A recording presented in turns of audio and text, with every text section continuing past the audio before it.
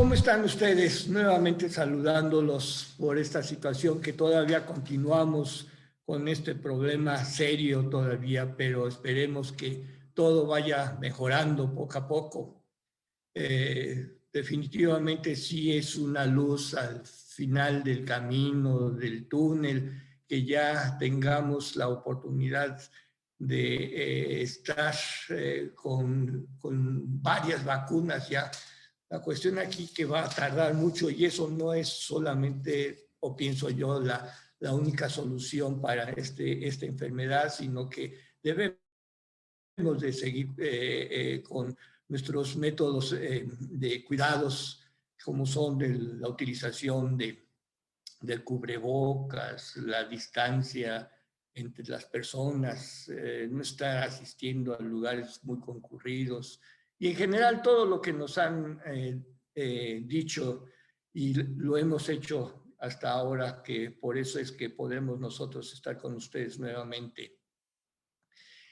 El día de hoy, dentro de esta serie de pláticas que hemos tenido con ustedes, vamos a hablar sobre un tema que creo yo que es un tema en donde muchos de nosotros podemos estar incluidos, que es la resorción radicular en ortodoncia. Incluidos me refiero porque, como lo vamos a ver durante la plática, uno de las situaciones por las cuales podemos nosotros provocar resorción radicular precisamente es en los tratamientos de ortodoncia.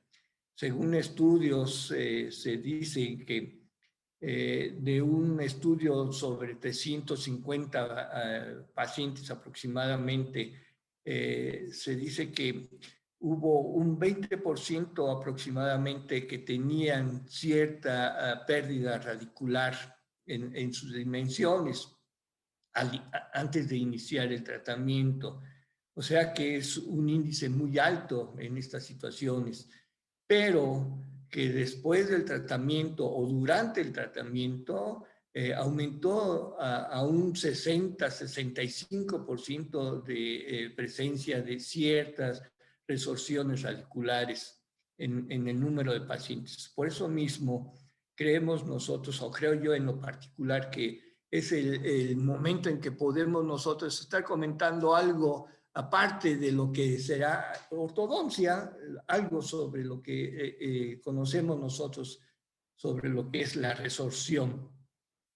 Por eso mismo he pensado, junto con la licenciada Dianita, que podamos nosotros dividir el tema de resorción radicular en ortodoncia en dos sesiones para que podamos nosotros realmente poder entender un poco más y poder darle la importancia que nosotros, primeramente como cirujanos dentistas y posterior a esto como especialistas en ortodoncia, la importancia que le debemos de dar a la situación de la resorción radicular, sobre todo porque es asintomática y solamente por medio radiográfico podemos nosotros estar observando la presencia de dicha situación. Por lo mismo es de que es importante que conozcamos en lo general y luego en lo particular. Y por último, los tratamientos que podemos nosotros realizar en este tipo de pacientes con resorción radicular.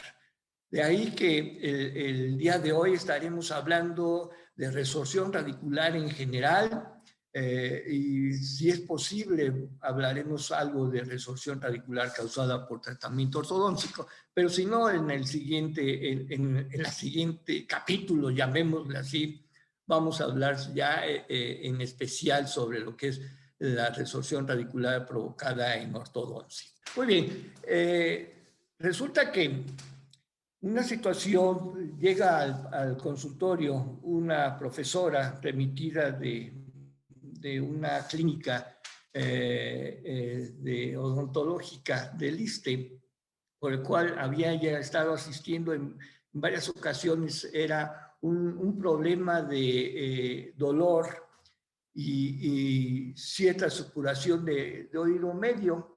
La revisaban en su clínica y le daban antibioterapia. Pero esta situación era cíclica, entonces estuvo más o menos, dependiendo de la forma en que me lo comentó, decía que más o menos fueron como 4 o 5 veces que fue, pero en periodos de 4 a 5 meses, o sea, más o menos pasaron como 2 años probablemente con esta situación. Donde vimos nosotros entonces la necesidad de poder obtener auxiliares del diagnóstico que nos pudieran indicar en una situación mejor sobre las características que presentaba la profesora a nivel de articulaciones temporomandibulares. Lo que la situación que hicimos fue mandarle a tomar, en ese entonces todavía no había tomografía con BIM, entonces mandamos tomarle unas radiografías transcraneales, mordida cerrada y mordida abierta. ¿Cuál era el objetivo de esta situación? El objetivo era tratar de investigar si podíamos nosotros observar algunas características morfológicas de nuestras articulaciones temporomandibulares y sus constituyentes. En este caso serían los cóndilos mandibulares, y si podíamos nosotros observar alguna situación anómala dentro de lo que sería la cavidad glenoidea. Lo que pasamos fue, mandamos tomar esa situación, y es por eso que vamos en este momento a definir lo que es resorción. Y dentro de lo que nosotros podemos en la literatura encontrar, se dice que la resorción es la pérdida de sustancia de cualquier tejido mineralizado, medida por sistemas celulares y humorales propios. Entonces, el hablar nosotros de resorción, no exclusivamente debemos de estar entendiendo con una resorción radicular. Por eso mismo estamos iniciando nuestra plática con este caso clínico. De ahí que nosotros pudimos entonces obtener estas imágenes, y estamos observando en estas imágenes en donde el lado derecho, el cóndilo del lado derecho, y lo que sería el aspecto de la cavidad glenoidea. Pero podemos observar entonces que existe en este diámetro anteroposterior de nuestro cóndilo, el mayor diámetro, aparentemente una buena disponibilidad de tejido óseo, más no en el lado izquierdo, que aquí parece que se vuelve una zona Roma. Entonces, comentando con un especialista dentro de lo que sería el radiólogo, nos decía que sí, aparentemente sí había ya pérdida de tejido óseo, lo que sería la parte anterior de nuestro cóndilo. De ahí, entonces, el problema que era recurrente del lado izquierdo de su oído, en donde se presentaba, insisto, esta situación. ¿Y qué fue la cuestión aquí? Es que la profesora también presentaba desde el punto de vista de elementos, desde el punto de vista intraoral, había ausencias prematuras de molares, y ciertos molares que todavía presentaba nuestra paciente estaban en malas relaciones, lo que provocaba entonces que tuviese un movimiento mandibular no adecuado, y esto con el tiempo pudo provocar el problema de esta artritis y pérdida ósea del cóndilo, parte del cóndilo. De ahí entonces que debemos nosotros de estar analizando, insistimos, de que el tejido, en este caso, que podemos nosotros estar utilizando, sobre todo en la actualidad, los elementos diagnósticos, como puede ser el CONBIM, la tomografía computarizada CONBIM, nos puede dar una imagen más clara, más nítida, definitivamente. Y de ahí, entonces, estar considerando de que, como hace un momento decíamos, resorción es la pérdida de sustancia de cualquier tejido mineralizado. Entonces, ¿qué es lo que nosotros debemos estar analizando? No exclusivamente lo que sería la longitud radicular, el tipo de forma, el tipo morfológico radicular, sino que también debemos estar viendo que los tejidos duros que nosotros presentamos en nuestro organismo son 4, como recordemos nosotros o podemos recordar nosotros. Estos son el hueso, el esmalte dental, el cemento radicular y la dentina. Esos son los 4 tejidos mineralizados en el organismo que nosotros contamos. Ahora bien, dentro de estos 4 tejidos mineralizados, entonces tenemos que el hueso es el que presenta una situación más lábil. De esta manera, entonces, es un factor que nos va a provocar una pérdida más rápida de tejido óseo, que, por ejemplo, en el esmalte, que es menos lábil, que sería el tejido más duro que tenemos nosotros en el organismo, en nuestro organismo. Por eso mismo, si nosotros tenemos en cuenta que el hueso y posterior a esto, un poco más, menos lábil, es el cemento radicular, que está expuesto a lo que sería el espacio del ligamento periodontal, debemos de tomar en cuenta estas situaciones por lo que podemos nosotros o generar, dependiendo de nuestras alternativas técnicas y mecánicas que apliquemos a nuestros pacientes, pero de antemano debemos nosotros de conocer las características que nos pueden ocasionar que la distinta mecánica que usemos nosotros en nuestros pacientes hagamos que aumente esa disminución del tamaño radicular. Bien, pero gracias a esto también estamos hablando de que resorción radicular es la pérdida de estructura mineralizada interna y externa radicular, que provoca lesiones, pueden ser transitorias o permanentes, pueden ser microscópicas o extenderse a más de la mitad de la longitud radicular, macroscópica, comprometiendo seriamente tanto la estructura dentaria como su estabilidad. De ahí que si nosotros empezamos a analizar, dentro de poco vamos a estar hablando de estas situaciones, tenemos 2 situaciones, 2 aspectos desde el punto de vista radicular que se puedan presentar, o 2 zonas en donde se puedan presentar resorciones radiculares, la interna y la externa. La interna se va a presentar donde tenemos nosotros el conducto radicular, o puede en ocasiones también presentarse lo que sería la cámara pulpar, desde el punto de vista de la dentina. Y la externa es aquella que el cemento radicular está comprometido y también puede llegar a comprometerse la dentina en esa área. Ahora bien, puede ser microscópica, como en muchas ocasiones podemos nosotros provocar, dependiendo, insistimos, de la mecánica utilizada, o macroscópica, que es la que podemos en ese momento observar dentro de una toma radiográfica. En este caso de la radiografía, el problema nosotros que tenemos es que es bidimensional, y entonces solamente estamos observando lo que sería la parte externa, y lo que estaría comprometiendo en este caso las características radiculares expuestas en la zona en donde converge el rayo con la placa.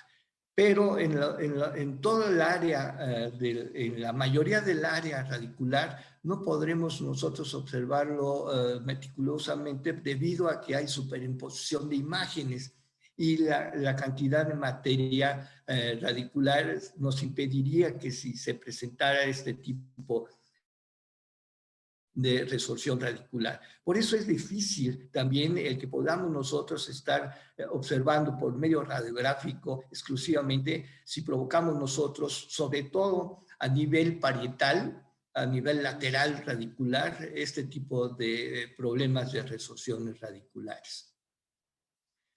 Muy bien, contando esta situación, entonces, ¿cómo es que si nosotros tenemos una dentición, tanto primaria como secundaria, no es tan común que tengamos nosotros esta situación de resorción radicular? ¿Cómo es que puede entonces las raíces de nuestros dientes evitar que se presenten resorciones en su área radicular? Y esto entonces no es muy conocido, el mecanismo por el cual las raíces de nuestros dientes no aparecen constantemente con pérdidas en su morfología y en su tamaño. Esto es porque desde el punto de vista microscópico y en tejidos en general, debemos nosotros de tomar en cuenta. Estoy de acuerdo que no vamos a estar nosotros tomando radiografías o elementos de cortes histológicos en todos nuestros dientes, pero aquí es donde podríamos nosotros estar encontrando la razón por la cual nuestros dientes pueden conservar la longitud radicular sin que sean afectados por las pérdidas de material del cemento radicular. Y esto es porque estamos viendo que la parte más externa, como sabemos bien todos nosotros, la parte externa del cemento está cubierta normalmente por una capa delgada, pero una capa de precemento que le llamamos. Además, tenemos cementoblastos y las fibras de Sharpey. Estos tres elementos están entonces provocando una barrera importante, tanto física como biológica, para que evitemos que exista una adhesión de células macrófagas que puedan provocar resorciones radiculares. Continuando con la lectura, por lo que no presenta una superficie adecuada para que los cementoplastos se adhieran, confirmando a la raíz confiriéndole a la raíz una resistencia a la reabsorción. Esto es, insistimos, entonces esta trama, esta situación de los tres elementos que comentábamos, que sería el cemento, los cementoblastos y las fibras de Sharpey, insistimos, es una barrera biológica y mecánica que va a impedir entonces la adhesión de las células macrófagas, específicamente los cementoclastos, ¿verdad? Muy bien. Y este aspecto está soportado por algunos estudios y sobre todo desde el punto de vista clínico se ha observado que en luxaciones de algún diente en especial puede perder parte de ese cemento en donde está cubierta por esos tres elementos, y en ese sitio es donde se va a presentar entonces alguna reabsorción o va a iniciar una reabsorción radicular. Por eso mismo es importante, primeramente, que sepamos que la misma estructura dentaria nos va a ayudar a evitar que se presente este tipo de resorciones. Muy bien. Ahora bien, la etiología de la reabsorción se presentan dos situaciones. Es necesario un estímulo y una reestimulación para que se presente esta reacción de pérdida radicular, de risoclasia, de resorción radicular. Y decíamos hace unos momentos, los cementoplastos no se adhieren a la matriz desmineralizada. desmineralizado. ¿Por qué? Porque está cubierto, ¿se acuerdan? Que hemos estado comentando que es un precemento, lo que se encuentra, un precemento que va en su momento a calcificarse, pero también encontramos ahí cementoblastos y esas fibras de Sharpe que, insistimos, al tener esta cubierta biológica va a impedir que estos macrófagos puedan adherirse. ¿Cómo es que pueda presentarse entonces o iniciarse una resorción? Decíamos entonces, deben de presentar dos situaciones. Un estímulo primario y puede presentarse una reestimulación. El primer estímulo, el estímulo inicial, normalmente puede ser o mecánico, y esto es provocado por algún trauma que se presenta en el diente en particular o algún químico. En este caso en particular podremos estar hablando de lo que es el peróxido de hidrógeno que se utiliza en muchas ocasiones para el blanqueamiento dental. Esto entonces puede provocar el inicio de lo que es nuestra resorción radicular. Esto afecta a los tejidos no mineralizados, como decíamos, el precemento, el tejido cementoide, que cubre a la superficie externa de nuestras raíces. Esto es, si nosotros tenemos que este estímulo inicial es de corta duración, entonces es reversible el daño que se pueda presentar en la raíz. El tejido mineralizado expuesto es colonizado, decíamos, por células multinucleadas, macrófagos, los cuales inician el proceso de resorción.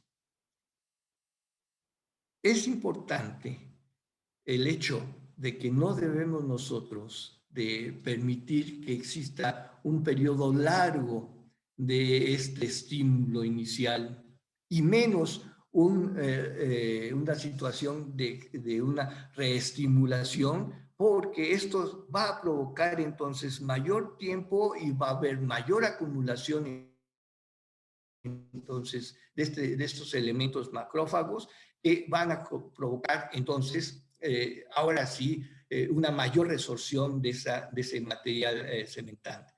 Los cementoblastos, pero los cementoblastos se unen a proteínas extracelulares que contienen arginina, glicina y ácido aspartico. Estos péptidos se unen a los cristales de calcio de la superficie mineralizadas, actuando como nexo, unión a los cementoblastos. Por eso mismo decíamos hace un momento, hay que impedir que tengamos nosotros ese estímulo primario o ese reestímulo para que en largo tiempo, para que podamos nosotros resolver, porque se puede de una manera de refuerzo autónomo del organismo volver a recuperarse ese tejido de cemento que se pierde, siempre y cuando, insistimos, sea de corta, muy corta duración. En la situación de la reestimulación, va a continuar el proceso de reabsorción dependiendo también entonces las células que están aplicándose y atacando esa área. Y esto puede ser por problemas infecciosos o por presión.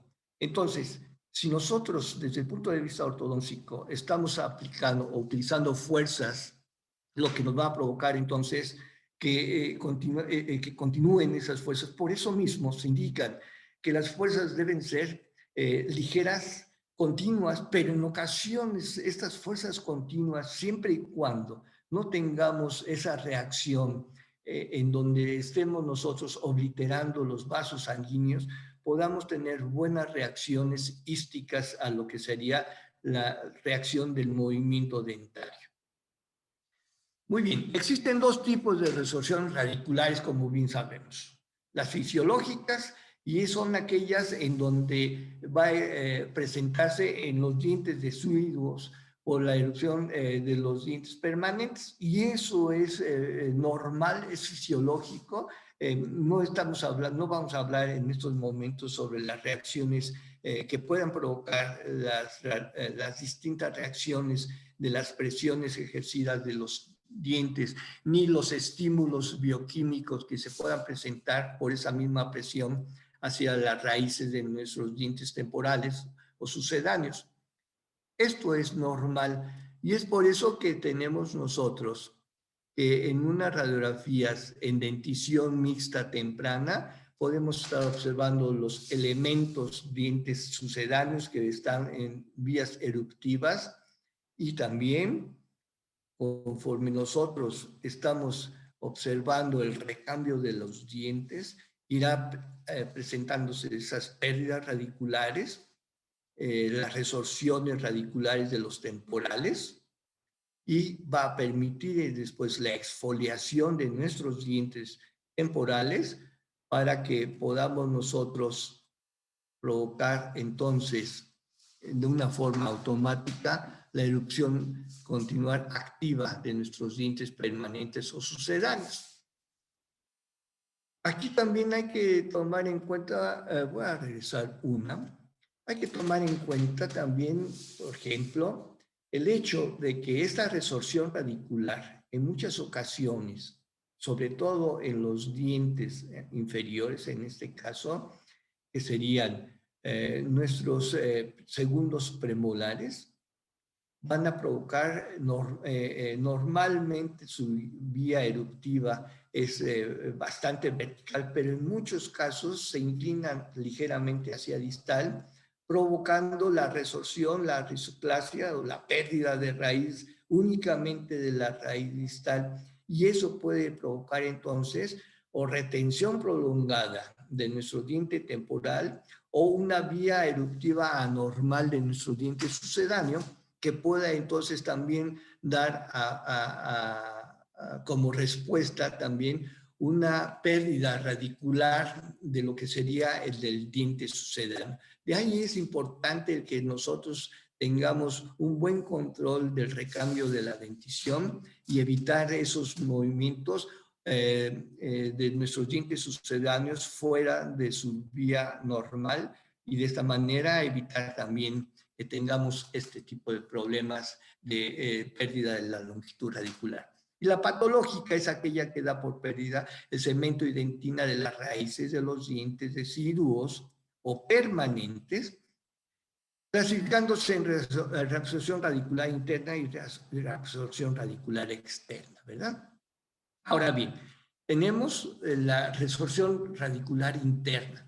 Esto es una condición patológica que se da por la pérdida de estructura dentinaria en las cámaras pulpares o en los conductos radiculares, decíamos nosotros hace un momento. Y esto entonces va a hacer que se encuentre relacionada a las infecciones crónicas del paquete vasculonervioso o por traumatismos. A provocarse este problema se obtiene que pueda existir una invasión bacteriana en el conducto radicular, y esta puede ser circunscrita o limitada a la superficie radicular.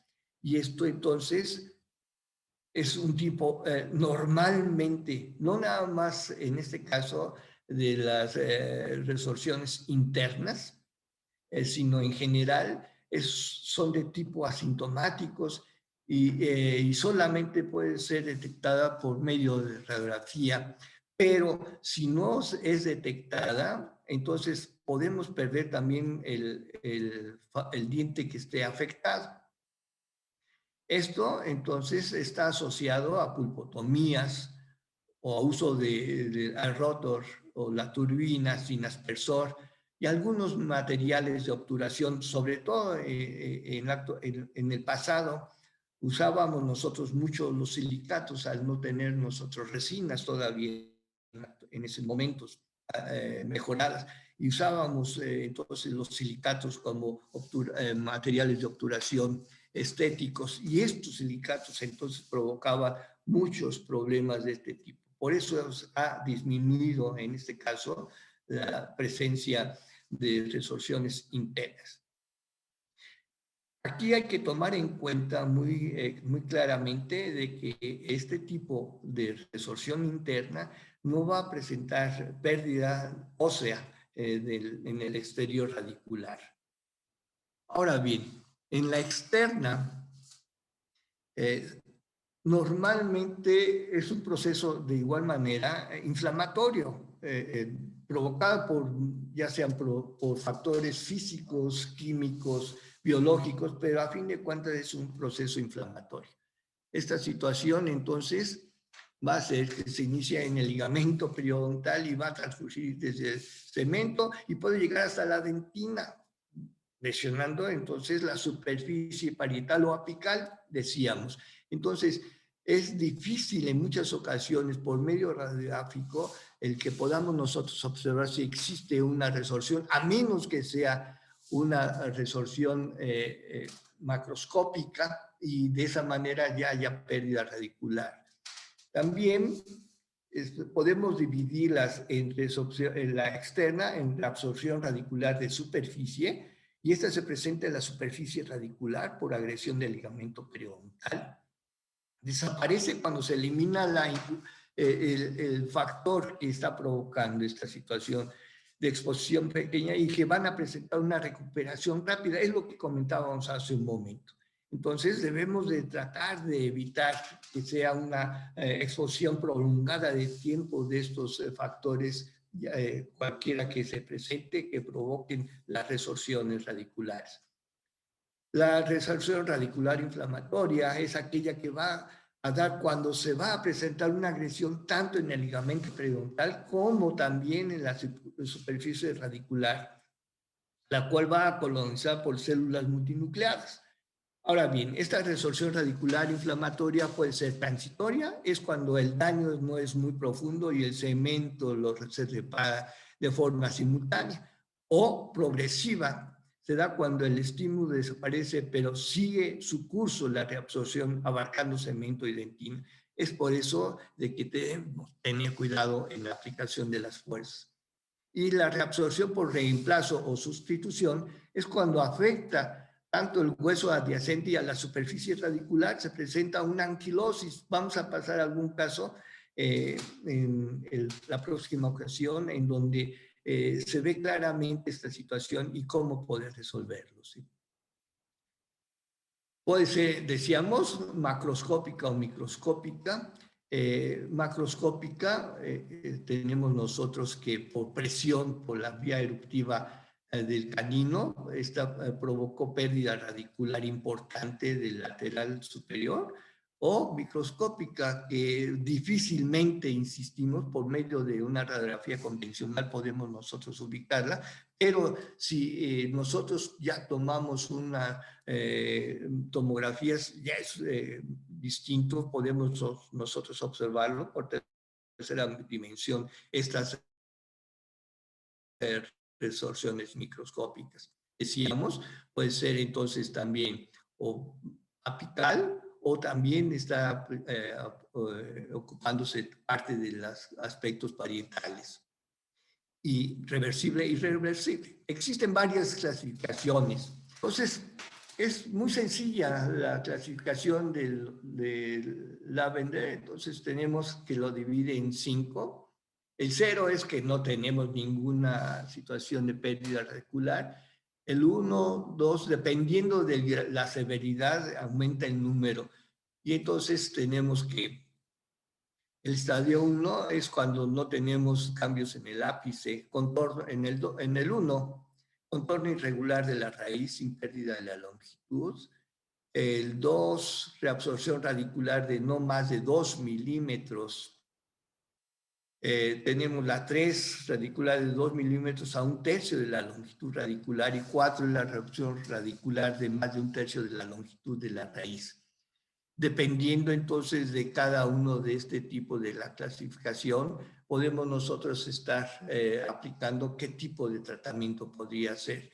Y esto es desde el punto de vista radiográfico. Cuando son problemas apicales, tenemos nosotros la posibilidad, sí, de por medio radiográfico observar.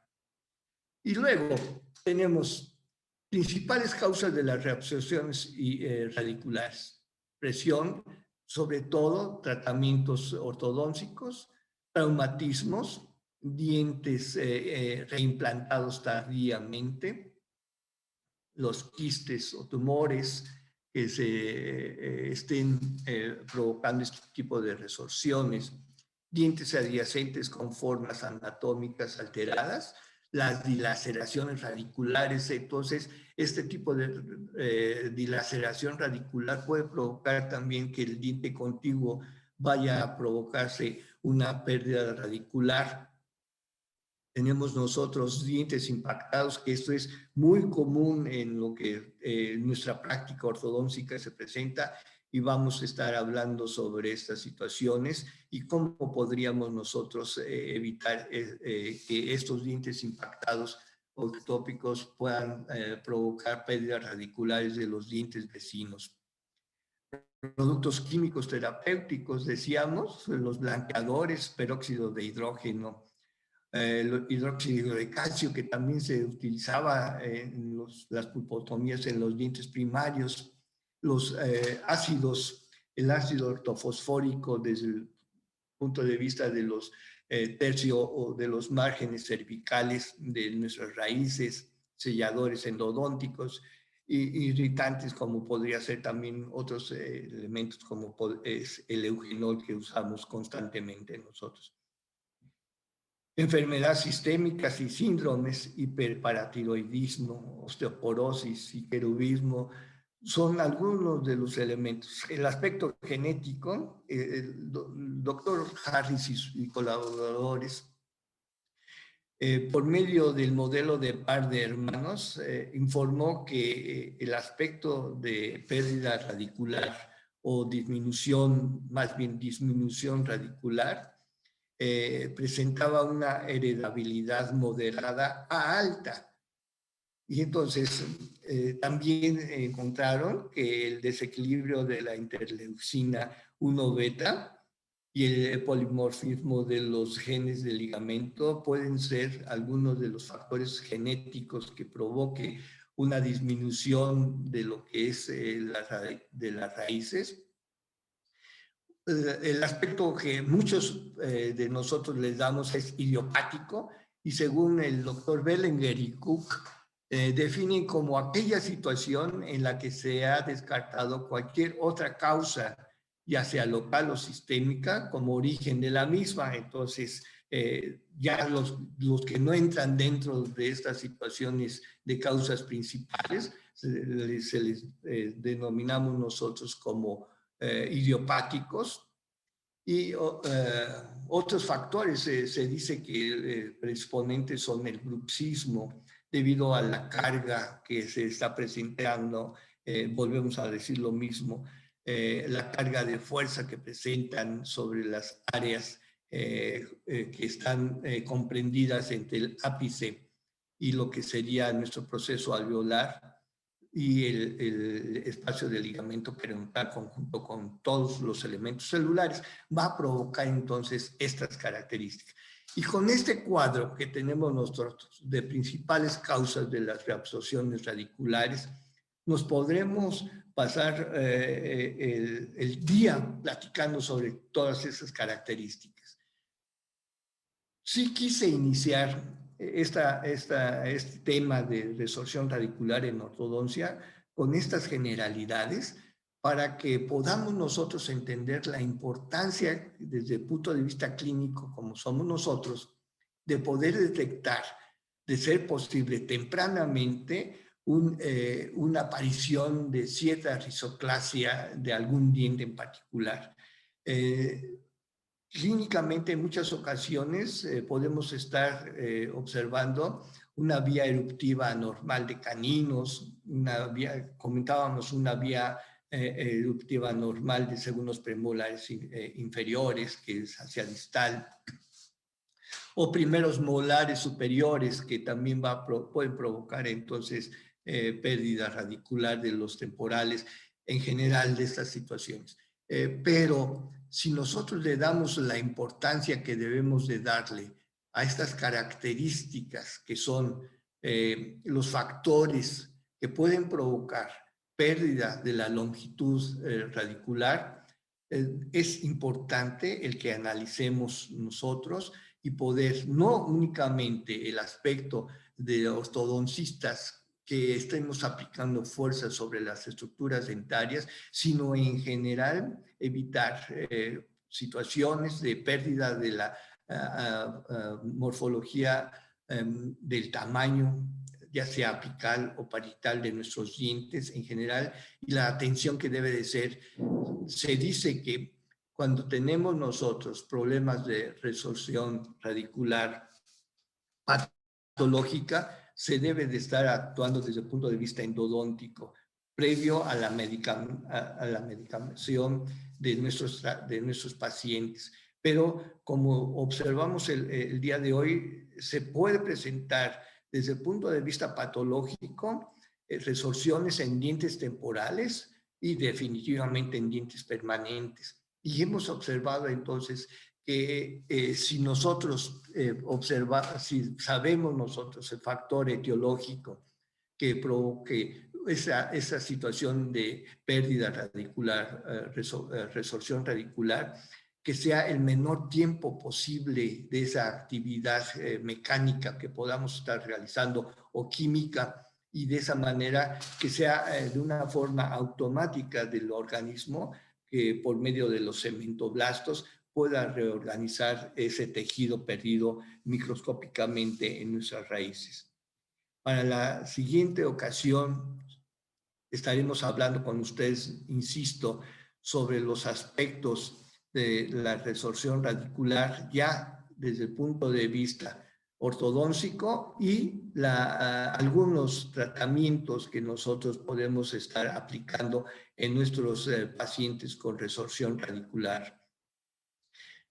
En estos casos sabremos nosotros en la próxima ocasión que en muchos casos por raíces cortas nosotros debemos de tener un mayor cuidado en los tratamientos para evitar una mayor amplitud de esa pérdida de la longitud radicular de nuestros dientes. Por el día de hoy es agradecerles a todos ustedes nuevamente la atención que han tenido para escuchar estos momentos de la práctica odontológica en general, pero desde el punto de vista que yo veo a la odontología y a la ortodoncia, debemos nosotros de dar de lo general a lo particular. Es por eso que el día de hoy estábamos hablando de generalidades de resorción radicular. En próxima ocasión estaremos hablando entonces de los otros dos temas.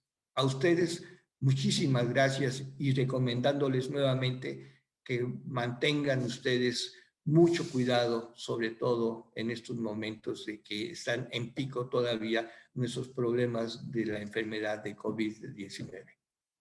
Muchas gracias y hasta la próxima.